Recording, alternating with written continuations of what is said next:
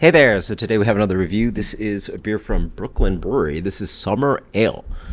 This used to be, I think, something different, but now they call it a mellow pale ale. So sunny pale ale. Interesting. What is it rocking at? 5%. Best by end of November.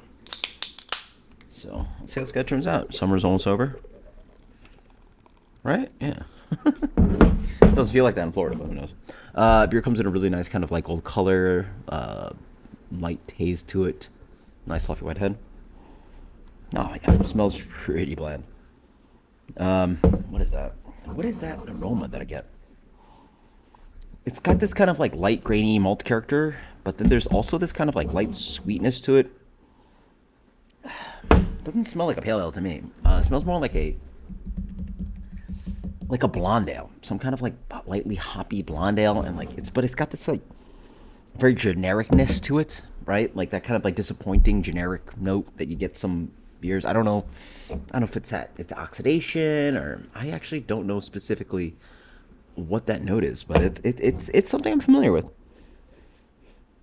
Yeah, it's just this kind of like lightly musty kind of thing going on. I don't know. Cheers.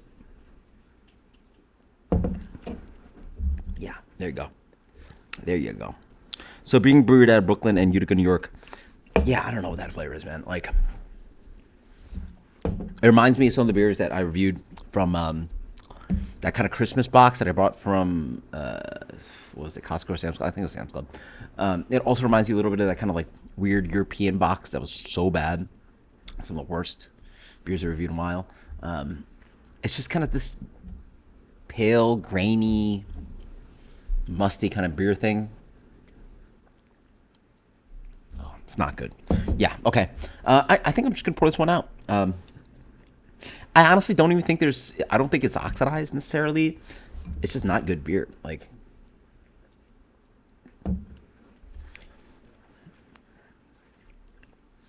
and it honestly tastes a lot like a Kona Big Wave.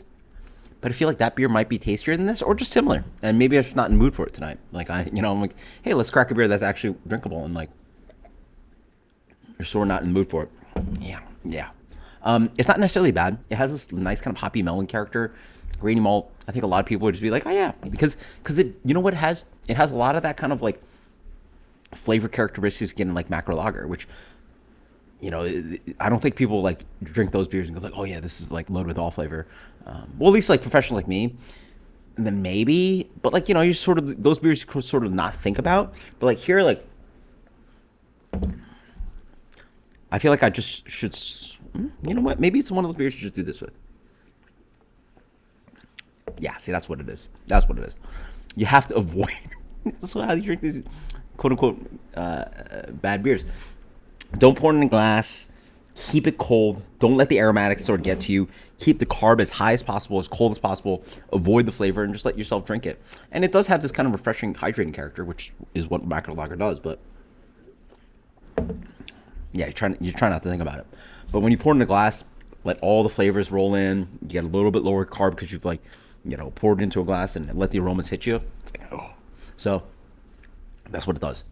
And it's a little bit hoppier, has a little bit more flavor than a macro lager, but it's in that kind of vein of like these flavors that are like, oof. So,